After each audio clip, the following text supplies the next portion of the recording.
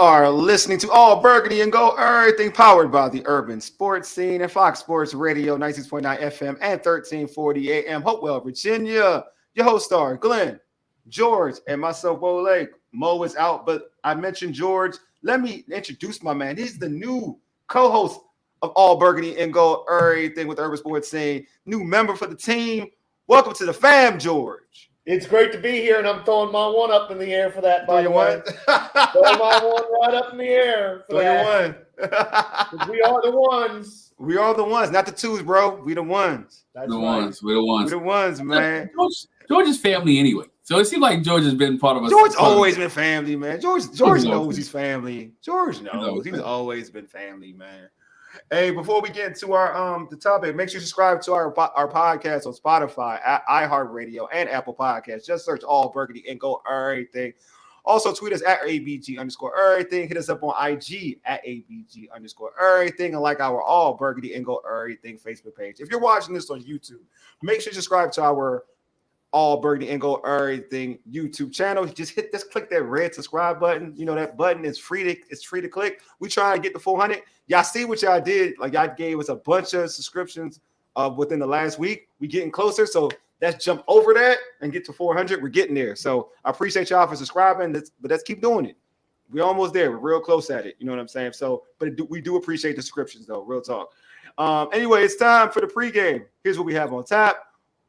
We'll discuss the possible impact of Commanders' rookie linebacker, Jordan Magee. All right, so I read a good article on the Commanders website by Zach Selby about rookie linebacker out of Temple, Jordan Magee. The article referenced Magee's linebacker coach, Chris Woods, who talked about Magee's leadership and drive. First off, I recommend any of the folks watching this pod to kind of read that article. It's kind of insightful on the player that Magee is and the leader that Magee is in terms of trying to always get better. But first, what are your expectations for the 5th round pick? I'm starting with you, Glenn. What's your expectations? I think he's a versatile linebacker. Mm-hmm. I think he is a short tackler as a linebacker. I believe he has over 239 tackles in college. His college career, College career. What I don't like and what I've seen when I watch some of the film on him, he tackles high for a linebacker, right? Real high up around the neck, around the waist for a linebacker. To me, I'm just old school. I like a linebacker who can come down and rip through you and rip between you. Your Ray Lewis type linebacker. But I think he will be one of those guys in this linebacker room with Bobby Wagner, Jamin Davis, and some of the other linebackers that's there that he will be able to learn. Will he get on the field this year? There's maybe a possibility, but I do see him being on this roster at the end of the training camp.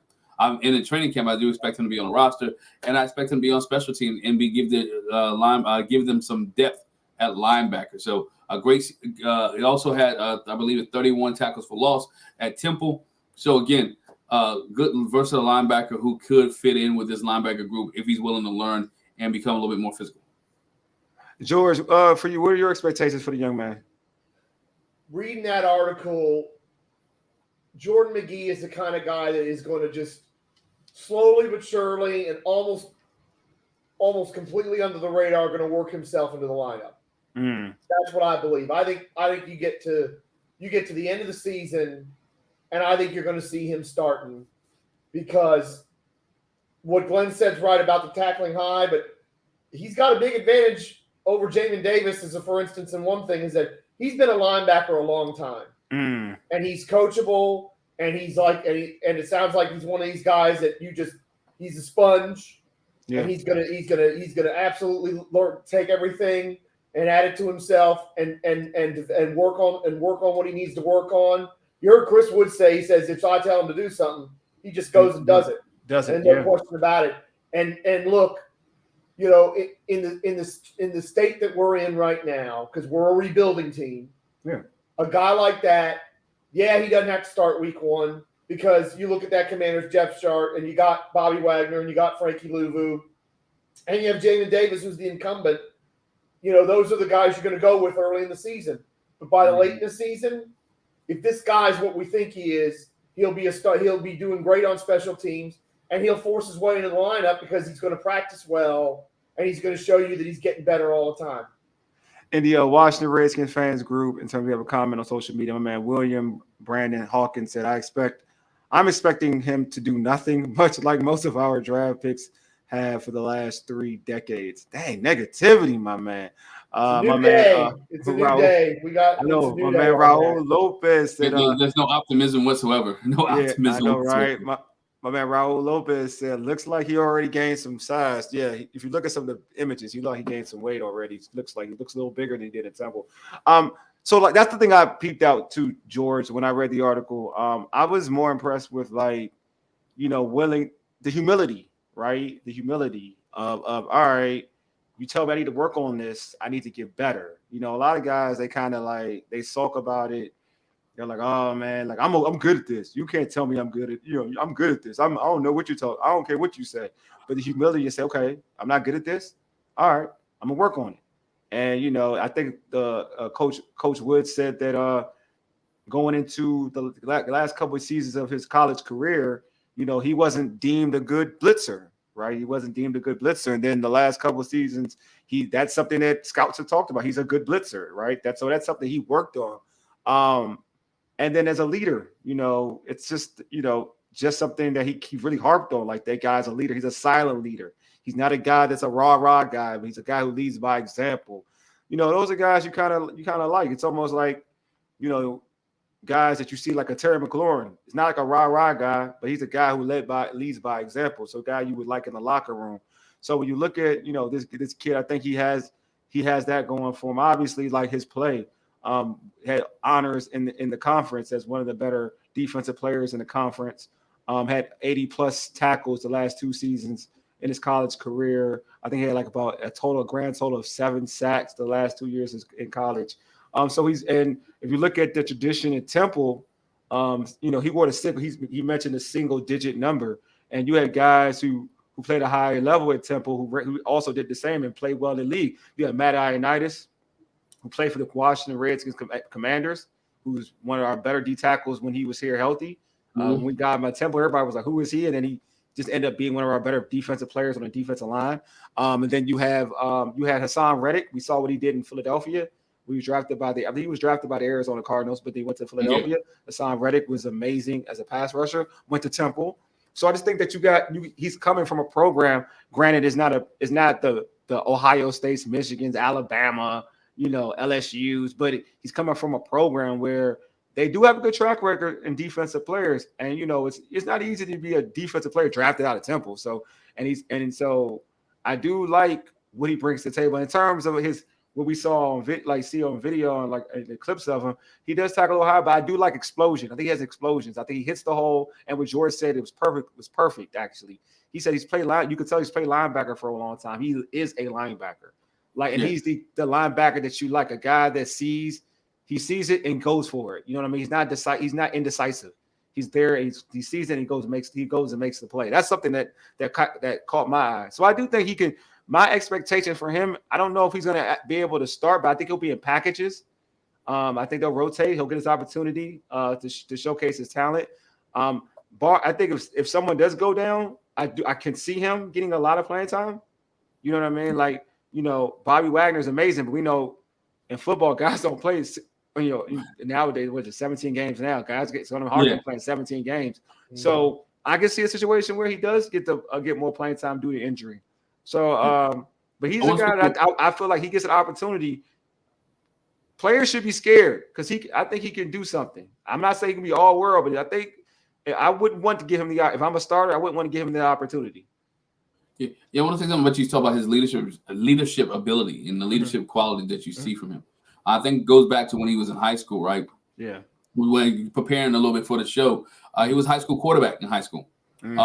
High school quarterback and also played basketball. So therefore, that takes the athletic, that takes the leadership. Because again, I don't care what level you play quarterback at, whether high school, whether it's Pee Wee League, whether it's Pop Warner, wherever, you have to be that leader, right? Everybody looks to you. Everybody looks at you being that guy.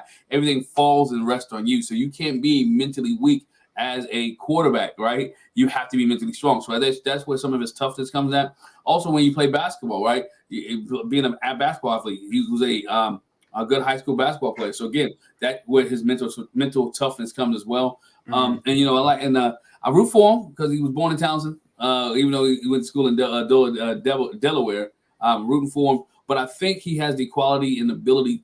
If he soaks stuff up like a sponge, like George was talking about, like the article was saying, when you have veterans, that's a good thing. Yeah, who are giving you information and you realize that you still have to make this team, I think him being the 5th round pick is a good thing. Yeah. Because that means you have a chip on your shoulder, right? You have something to prove. You have to be on the top of your game each and every day. You can't have slow moments. So you have to be better than anybody else. And like I told my son in high school, some things are not teachable, right? 6'3", you can't teach 6'3", right? Because that's genetics. You can't teach 225 pounds. That's genetics. But what you can teach and what you can have is how well you study that playbook and how much heart you have and what do you know. You can outwork everybody. And I've never seen anybody outwork not make the team. When you outwork everybody, whether they're a starter or not, in training camp, eyes open up. And I think that's what he has in him. He's quiet. He's a quiet assassin, but I think he'll outwork every other linebacker that's there. George, I have a question for you real quick. So, I mean, you mentioned like the linebacker room, but you got one of the best linebackers, probably going to be a Hall of Famer in Bobby Wagner. Do you see him shadowing Bobby Wagner? I mean, I think Bobby Wagner's going to teach everybody or most everybody. So, but I think you're onto something with there. That's probably who Jordan Magee is going to be shadowing the most, because that's the kind of player you want to hope he can develop into. Because if I'm not mistaken, wasn't Bobby Wagner like a low round pick? Wasn't he? Yeah, he wasn't. Yeah, I think Bobby Wagner was not a first. Like he wasn't a first round pick. I think he was a low round. Day 1 pick. He might have been a day 2 pick. And he's going to be going to the Hall of Fame. I think we all agree on that. He's going to the Hall of Fame. So that's a guy that you're going to be looking for, that you certainly want to pattern yourself after. And I think the thing about being second round, he was a second round pick. Bobby was a second round pick. Okay, so he's a day 2 pick. But even still, second round pick to the Hall of Fame is pretty good. Yeah, exactly. But it's what you said about Jordan Magee being a 5th round pick. He's the kind of guy, it sounds like, that whatever the team needs him to do, he's going to do it, and he's willing to do anything to get out on that field and play. So, like you said, like some of you were talking about special teams. Let's not be surprised if he starts turning himself into a special teams ace right away. I think he certainly got the athletic profile and the mental makeup to do that. Yeah, I think that's the key though. I think he has to excel. For him the first thing is to excel in special teams. If I'm him, like that's a way to catch the coach's eye, so he can transition to the defensive side of the field. Special teams first, and then I think they'll gradually, if he plays at a high level, plays with that energy, then they'll gradually shift to playing more on the defensive side of football field, getting more snaps. I definitely think special teams is the best route for him. But so how does this linebacking core as a whole look to you, George? I know you've been real iffy with the linebacking core, but how does it look to you as a whole? It's so much better than last year, and that's where I sort of, because you've seen some of those stories out there. Washington's got the number 1 linebacking core. Which we do. So I'll be paying attention to that stuff. We do. I know, but I only bring it up because that kind of took me back a little bit, because it's like, look, last year we were probably 32nd. Yeah. Let's be honest. It was so bad. So I don't know. I don't think you can jump from 32nd to 1, even with all the things they did to address it. God bless you, Adam Peters, and that whole front office and coaching staff, that we're finally addressing the linebacking core, even though we had 2 linebackers coaching with us, the previous 4 years. Something I've been saying for years. We wanted it for years. We needed linebackers. I know, right? Glenn, right? You have. You have. But I have to keep reminding myself this, and we all have to keep reminding ourselves of this. We are a rebuilding team.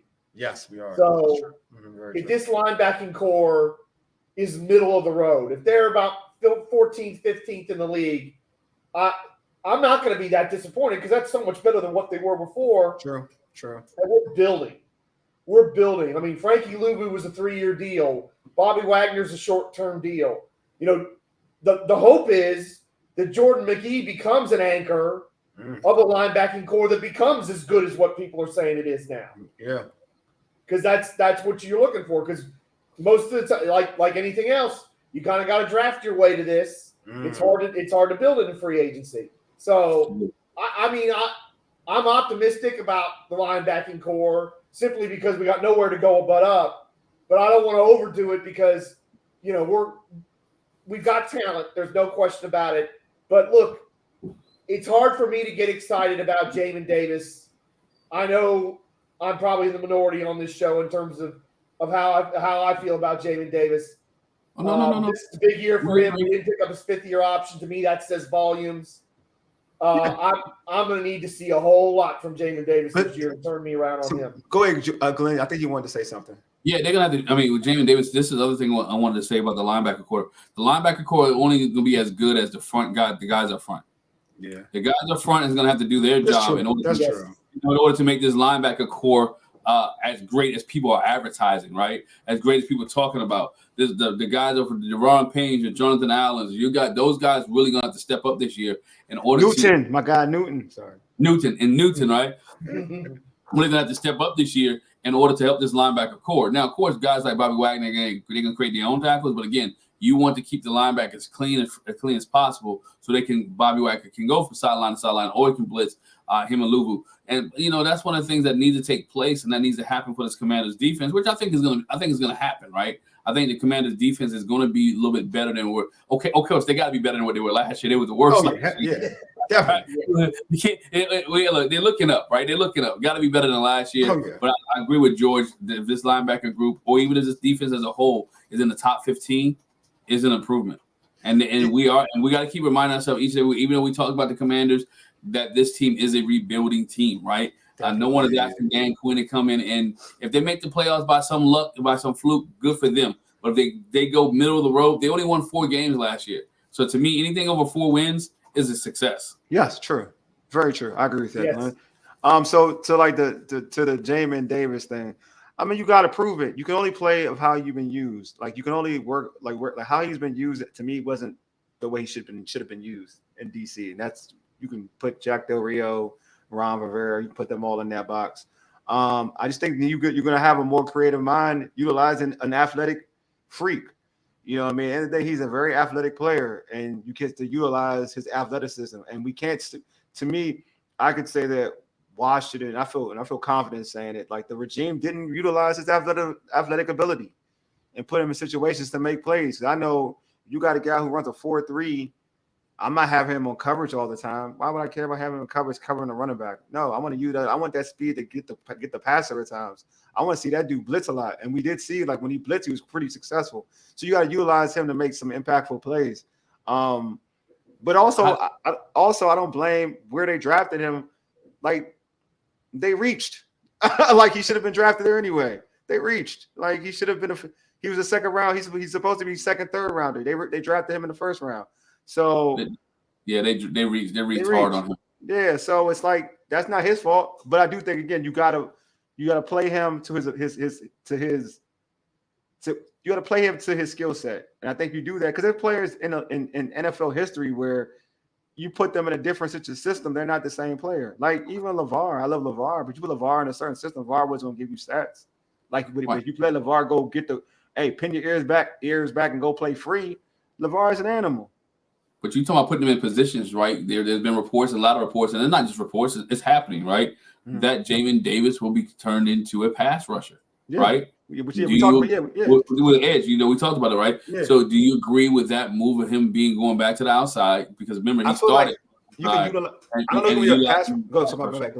Sorry, I cut you off. You utilize him as a pass rusher, right? Do you think Jamin Davis is more suited as an outside linebacker or a pass rusher that they may try to use him to be?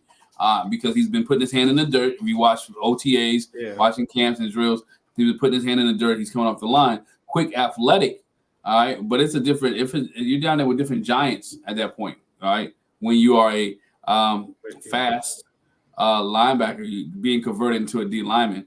Not saying he can't do it, but is it?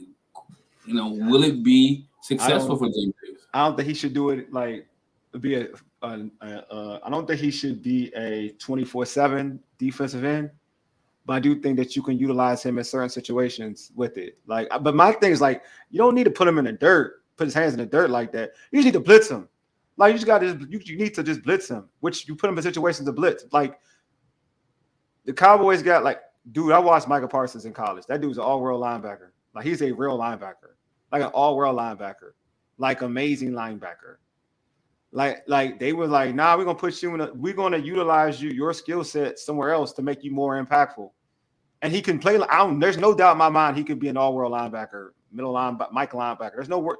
Like I think he can do that easily. Like I think he can do that easily. But they were like, nah, we want you to be more impactful. I'm gonna use your freakish speed, your freakish power, and we're gonna utilize this in the pass rushing in rushing the passer. I think that like you have a coach in Dan Quinn, whatever he does with Jamin, I feel like it will be best for Jamin. That's how I look at it. If Jamin doesn't succeed, that's on Jamin. But Dan Quinn is going to put him in a situation to be successful. Is that putting his hands in the dirt, rushing the passer? That's it. If that's blitzing the quarterback, that's it. Jamin will be in situations to be successful. Hell, I even when I tweeted it, like tweeted it out about Jamin and that Jamin liked it. So obviously he feels a certain way about being utilized the wrong way. He does feel like this from how I interpret it. I can't put words in his mouth, but how I interpreted when the post and when he liked it, I interpreted it like, okay, I like this coaching staff and they're going to put me in situations to be successful. Because that's why where the post was dictated on like this staff is going to put him in a situation to be successful. And he liked it. So I think he's on that, like that. He's on his coaching staff. He feels like they're going to give him opportunity to play the way he wants to play. So I do think that like with Jamin, you got, I think Jordan Magee coming here put lights of fire under his ass, to be honest with you, because I know he's a fifth rounder, but he's a fifth rounder with potential. You know what I'm saying? Like he's a fifth rounder with pedigree out of Temple. You know what I'm saying? So I do think that when you got players like that, regardless of the round, unless it's like the 7th round, but you got a guy that you look at and you say, oh, this dude, you watch film, you're a linebacker, you could see some certain things pop. You're like, okay, you got a linebacker, okay, like a guy who plays the position, a real linebacker, it's time to step up. And like George said, they didn't exercise my option. Like they were like, nah, this is your last year. You gotta prove it. You gotta prove it. So it's a lot. There's a lot on line for the young man. I believe in a young man. I personally believe in him, but I'm just saying, I get it. George, I'm going to go in 1 second real quick. I just hope they don't fall into the trap that Jamin Davis is not Micah Parsons, and you can't magically or miraculously put him in Michael Parsons' position and expect him to perform like Michael Parsons. He ain't gonna play like that to be Micah. And can I add on to that by saying this? Part of the reason what they did with Micah Parsons worked so well is that you at least had to think about the possibility that he would be in coverage. And he would drop into coverage quite often. He'd be up there looking like he was going to blitz. He'd drop back. He'd make big plays, interceptions, and that kind of thing.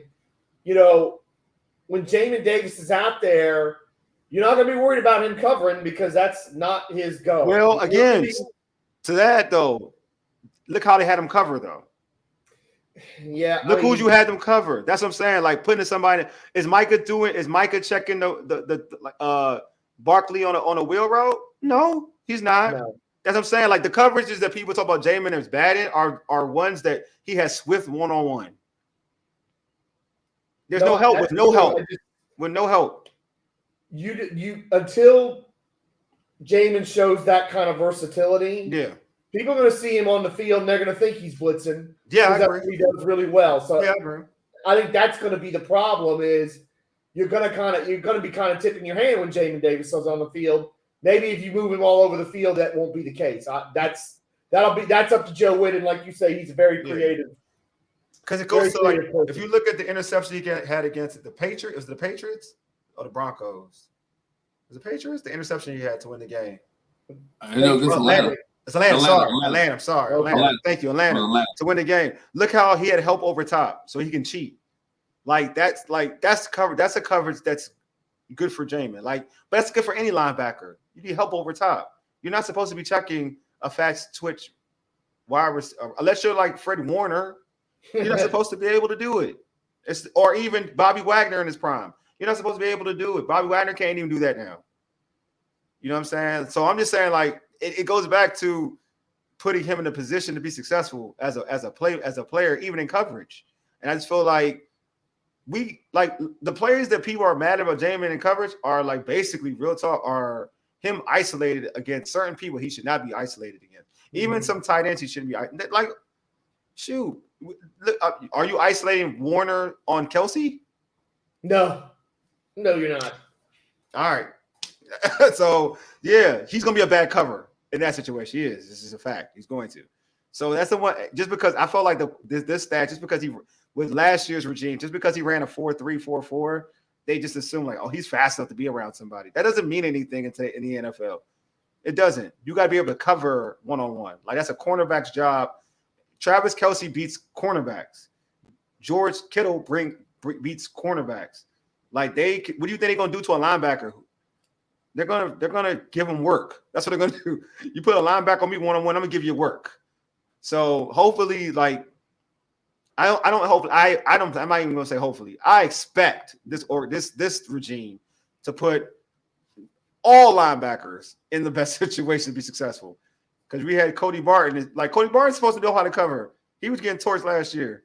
Like no That's one like could cover last year. Don't bring that up.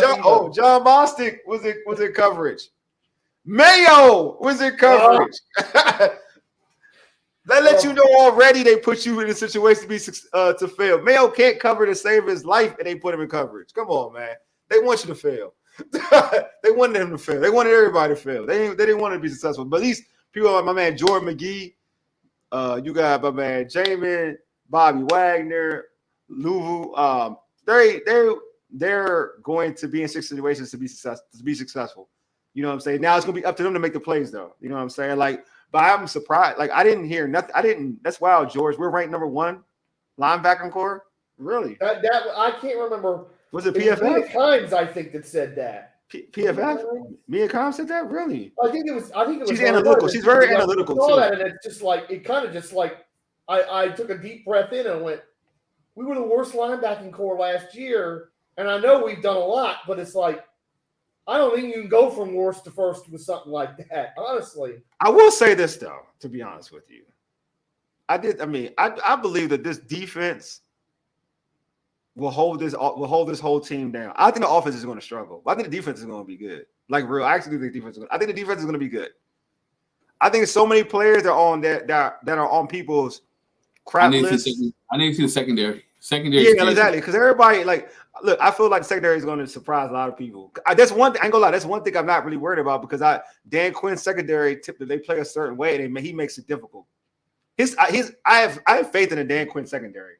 I do. I have a lot of faith in the Dan. That, truth be told, I have faith in a Dan Quinn secondary more than his front seven. His secondary is typically hit. Even his role players hit. Like, his role players hit. Cause they play that Seattle Seahawks style, bro. Like, it's wild. Like, it's physical. They got help over top. They like playmaking cornerbacks. The guys who can get interceptions are really good in that system. I'm telling you, man. Emmanuel Forbes is going. I know people going like Emmanuel Forbes is going to surprise a lot of folks this year. I don't care about St. Juice though, but y'all can keep gassing him up. I think so. I think when you play a little bit freer and you're not put on an island like he was, and you have more, and you understand the playbook. Steroids, man. He don't gotta check people with steroids anymore. It don't take much to play man, right? Run the guy. Yeah. He don't gotta play man on AJ Brown anymore. So no, but what I'm saying is, at least they have more confidence. Last year, the safety seemed like they didn't understand the playbook was too complicated, and they didn't know their assignments. Look, man, the problem with last year the safeties is that they were just playing the wrong dudes. I'm just gonna be honest with you. Quan Martin now playing safety. I think Quan Martin's gonna be playing safety, which is good. And you got Chin. I think those two are gonna be your safeties. Defoe, you cool. Mike Clay of ESPN that ranked the Commanders linebackers number 1. Who? Mike Clay of ESPN. Really? Number 1. Interesting. Yes. Is he a homer? Who is he? He's been with them a long time. I don't know. I can't say I know a lot about him, but I think he's been with ESPN. I wonder if he's a homer. That's why I wonder if he's like from the area. That's weird to me. I love my Redskin Commanders, but I'm not ranking them number 1. I'm not ranking the linebackers number 1 because I just can't imagine going from 32 to 1. Yeah, I mean, I know why I take that back. I guess I should because I love Bobby Wagner so much. Because like Glenn said, everybody's changed though. Everybody's gone. When you got everybody that was there gone, Lou was good too. You know what? Lou is good too. That's fair. That's fair. I don't know about the best though. There's so many good linebacking cores though. Like Sanford. Okay, I guess because dude's hurt though. It's Greenlaw's out. Because San Fran had the best linebacking core. Yeah, no, that's what I would say too. Yeah, San Fran had the best linebacking core. And it's just hard to because we got to see what it's going to look like together. Yeah, that's tough. I think this defense with a linebacking core, if you got guys like again, guys who can step up like a Jordan Magee, you got Jamin, obviously Bobby Wagner, Frankie Louvu. If they step up, yeah, you got the front. I think defensive ends is going to be a problem for that defense. Yeah. But yeah, they can step up. You know what I'm saying? They can step up because I'm not sold on the defensive ends. No one's going to sell me on the defensive ends. I don't feel like they did enough. Jamin's your defensive end, man. No, Jamin's not defensive end. I ain't gonna hold you. He's not defensive end. I ain't going to lie to me. I'm just playing. I ain't defensive end. I think speed is speed, but you gotta to get Jamin. Dog, you got to be a pass rusher. There's so much. There's as you know, Glenn, you coach. There's levels to it. There's levels to it. There are levels to it. You got to blitz him free as a pass rusher. If you're gonna make him a pass rusher, you got to blitz him free. I'm gonna be real. Like you got to blitz off of him to make sure he gets free, so he can have a free lane to the quarterback. You know what I'm saying? But I don't see him being a guy that, or you got to stun him. Like you got to put him on the stunt so he can come free. But I don't see him like being a big, unless you got a sorry left tackle or right tackle. That's you can always go the Ryan Kerrigan route and just get like freebie sacks and stuff. Oh, please, folks. I'm sorry. I don't want y'all to send hate comments to me on YouTube or whatever. I'll be like, I know. I tend to be a little extra with Ryan Kerrigan, and then folks will be like, you don't like Ryan Kerrigan? Like, I don't hate Ryan Kerrigan. I hate him. Some of his sacks were because other guys were doing things and they came. Look, I just like my pass. There's more than a little bit of merit to the Ryan Kerrigan. I'm just saying, I just like my guys. Like I know they can get 15. I like sacks. I do. He got a lot of sacks, but I like games where, at least if you're not getting a sack, you can get me up pressure, like up pressure. Yeah. That's for like if you like one of them and you get no pressure a lot, and then all of a sudden you see the backup tackle and you get like 5 sacks out of it, then all right. You're good, I guess. I guess you're good. I guess you're good. I guess. But hey. But all right, but I hope that back to hopefully. So do you guys see? I kind of look at, I'm gonna go back to Jordan Magee. I kind of see like maybe this year he might not have his impact, but we don't know how long Bobby Wagner's gonna last. I do feel like he has some potential to be a Bobby Wagner replacement, like down in a couple years or whatnot. So Bobby Wagner, what's Bobby Wagner's deal? 2 or 3 year deal? I think it's 2-year deal. All right, 2-year deal. Like after his deal is up, whatever happens, like maybe he can be able to take that role. I think that's where if he does everything the right way, I think that's where he lines up. Because he's an eventual Mike. Because he is supposed to play the mic, though. He is supposed to play the mic.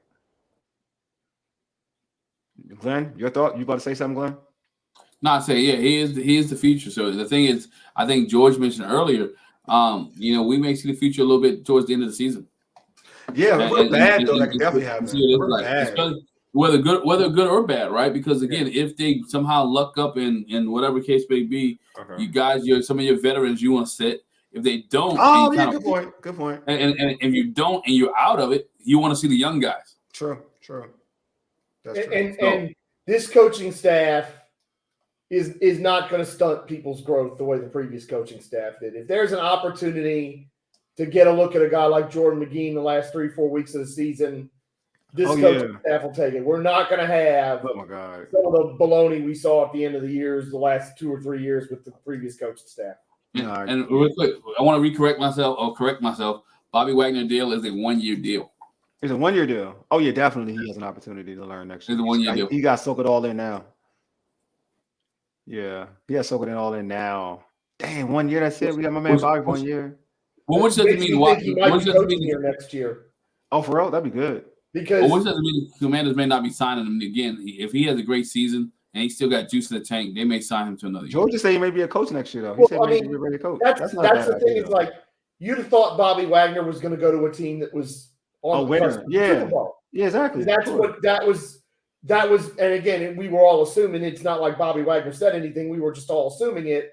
So it felt like to me that not only was it because of Dan Quinn and his relationship with him, it makes me think Dan Quinn's like, look, come here, teach these guys, and then if you want to transition to being in a coach, I like that. You're already here. That's kind of that was the thought I had in mind when I heard that they'd signed Wagner for 1 year. Is that maybe he transitions to being part of the coaching staff next year. I kind of like that in this more. case, be 25. So yeah, I like that too. It's not bad. I love that. I like one that. One thing we haven't talked about with this coaching staff, Ken Norton Jr. with these linebackers. Yeah, he's good too. That's going to help out. Yeah, you're right. I think he's important for the youth. I agree. You got Bobby Wagner and Ken Norton Jr. to teach. Yeah, we got Bobby Wagner who's teaching. You got Ken Norton Jr., who's one of the best linebackers during his time teaching Jordan Magee and other linebackers. So not only do you have a vet in the room, but you have a veteran Hall of Fame coach and Hall of Fame linebacker. Hall of Fame linebacker. Is he a Hall of Famer? Did Ken Norton go there? I don't think he went to the Hall though. I think Ken Norton's a Hall. I don't think he's a Hall. I could be. I'm not. Yeah, double check. I'm not sure he's a Hall, but I know he was really good at the time. I do know he was good. I know his dad was a great boxer. He's a Hall of Fame boxer. Ken Norton, I think, was on the 49ers and the Cowboys when Cowboys, Bowl, right? Yeah. Mm-hmm. But I don't think he was a Hall. I'm not sure he's a Hall of Famer. I know he was a really good player. I know. I mean, I don't want to. Yeah, hold on. I don't think he's. He's not an NFL Hall of Fame. He's in the UFC. UCLA Hall of Fame. Yeah, he's not Hall of Fame, but he was a great player though. Don't get twisted. He was a great player. Should be a great player. No, I remember you talking about no. I believe as a Redskin fan, I used to hate playing against the Cowboys defense because he used to kill, and then he went to the Niners, which was really annoying because he transited. Everybody left. They left Dallas, went to the Niners. They were pressed, but yeah, they were pressed. But Deion, him, they all were pressed. But Deion went to San Fran to the Niners. He went from San Fran to Dallas. They was always changing players. Those two teams, whatever. But I do agree. I think there's a lot to if you're a linebacker, a young linebacker. I feel like I do think that that's one thing, Glenn, you spoke about prior when this whole coaching staff, when this team had this whole this coaching staff. Dog, these young players are gonna learn a lot. And these linebackers, man, they gonna learn a lot. You got Ken Norton Jr., one of the best, like you said, one of the better linebackers in his era. And then you have obviously you got Bobby Wagner on the team. These young pups, man, if you ain't gonna get better with them, you know what I'm saying? You ain't gonna get better, period. I mean, obviously, we thought about that with Del Rio and Ron Rivera. We thought they would teach these defensive young boys, linebackers, something, but at least here you got. I mean, I think you got some of the better linebackers in their era to teach these young dudes. And they do, to your point, Glenn, they do have a good track record, even on former teams, about how they've taught. You know what I'm saying? We saw even Ken Norton Jr. as a position coach with the Seattle Seahawks, and their linebackers, I thought, excelled and played at a very high level when he was down there. And then you got Bobby Wagner everywhere he's gone. He went to the Rams. Some of the young dudes he played with, you saw growth with them with the Rams. So I do think that with Bobby Wagner, he's taught the guys that he played with Seattle. When he was playing in Seattle, he was teaching the young dudes. So I do think that Bobby Wagner, truth be told, him and that combination, him and Ken Norton Jr., man, if you're a linebacker in that linebacker room and you ain't learning, you ain't ready. You ain't ready for this league. So absolutely, it's definitely a good situation for the Washington Commanders. But yeah, we're about to close this show, man. Thank you all for listening to us talk about, man, Jordan Magee. Hopefully, again, some of the comments we got too about this topic. Appreciate y'all for providing those as well. Jay George, how was your first day on the show, man? You enjoy? I love it. You know, I like hanging with you guys always. So, oh man, it's good to be officially a part. Yeah, man, of the family here. Yeah, exactly. My man, George, man. Appreciate you being on, bro. You're the one, man, not the twos, George. We the ones. Hey, subscribe to our podcast on Spotify, iHeartRadio, and Apple Podcasts. Just search All Burgundy and Gold Everything. Also, tweet us at ABG_everything. Hit us up on IG at ABG_everything. I like our All Burgundy and Gold Everything Facebook page. If you are watching this right now on YouTube, hit that red subscribe button, like this video, get us to 400. We're real close. So just get us to 400. Appreciate y'all for doing that as well. Anyway, this has been a dope show. As always, have fun doing the show with the fellas. Mo was out, but hopefully we'll have a whole roster next week where all four of us chopping it up, talking about some other Washington Commander news. Hopefully nothing true drama field. I don't want no drama. I'm like Brandon Ayuk, stay out the news, bro. I was thought about doing another Brandon Ayuk thing, but I was like, we did like two You were weeks of catching Brandon so much Ayuk. heat on Twitter for like no reason for that, by the way. Who, me? You, yeah. I know. People are real extra with this. Like, I know. People love it. But I love it. You know what? If I'll take the smoke. I'm cool with it, though. Oh, I'm cool with the smoke. I'm like, come on, y'all. Y'all doing too much. I'm like, and it was Niner fans, too. That's what it was. It was Niner fans. It was Niner fans. Yeah, they don't want to see him go. They don't want to see him go. Yeah, they're trying to win a championship. So let's be honest. If they win a championship next year and they could, then letting him walk for nothing but a compensatory is not that big a deal. Yeah, they'll be all right. They'll live. I mean, it is what it is. I mean, I'm over the whole Brandon Ayuk thing, to be honest with you. I'm like, you guys are doing a little bit too much. Like, all right, bro. Like, come on. Like, go sign with go sign with your Niners. You're doing too much. Go sign with the Niners. You're gonna sign with the Niners. Go sign with the Niners, man. Like, I don't need to see you on social media chatting it up with Jaden Daniels. I mean, like, they don't want me, or you on a pivot and you throwing the Commanders' names out there. Like, you look at Jaden Daniels in the back, man. The Commanders may want me. You know, I'm like, come on, bro. Like, stop. The thing about that, even though they want to, and I don't want to rehash it, they can't get you for free because you still the Niners still own you. So somebody Let's sit out, bro. Like, sit out. Yeah, but that isn't gonna. He's still gonna owe him a year. Yeah, sit out. Brandon Ayuk knows that he's got a chance to win a championship, so I think eventually he'll get over not getting his money. Because let's face it, they win the Super Bowl. Yeah. He's gonna get his money. Let me tell Brandon. Back then, no question. I'm gonna tell Brandon Ayuk a secret. It's just like the realest thing ever. It's the truth. You're not Justin Jefferson. They don't care. Yeah. Sorry. Like, you're somebody who can be replaced. Okay. Wide receivers are about to be like running backs. If you're not, you can be replaced. Yeah, I agree. You can be replaced. Do not think you can't, unless you're Justin Jefferson. Unless you're like a guy who's known to change quarterback, like Stephon Diggs changed the route of like Josh Allen. Unless you're those guys who can change any quarterback and make them look good, you're replaceable. Yeah. I'll be honest with you. Puka Nacua was found in round 5 last year. Right? Right? You said it. Look, Tyreek. Look. You're not Tyreek Hill. You're not Jamar Chase. I mean, you're good. You're solid. You're good. You know what I mean? You're good. You know what I'm saying? You may not even be T. Higgins for real, but hey, you're all right. Get your money though, man. I ain't mad at you. I'm just saying, I'm just sick of it. I ain't gonna lie to you. I'm getting annoyed by it. Like, and the good news for you, Brandon, is that Wole hasn't called you a nice guy. No, he's not a nice guy. He's a player. Because if he did, yeah, you gotta be trash to be a nice guy, George. As you know, you gotta be trash to be a nice guy. Cody Barton, nice guy. You know what I'm saying? You know what I'm saying? Jeff Bostic, nice guy. You know what I'm saying? I mean, John Bostic. John Bostic, nice guy. Jeff Bostic, good guy. Mean guy. Hall of Fame guy. Yeah, Hall of Fame quality guy. Definitely.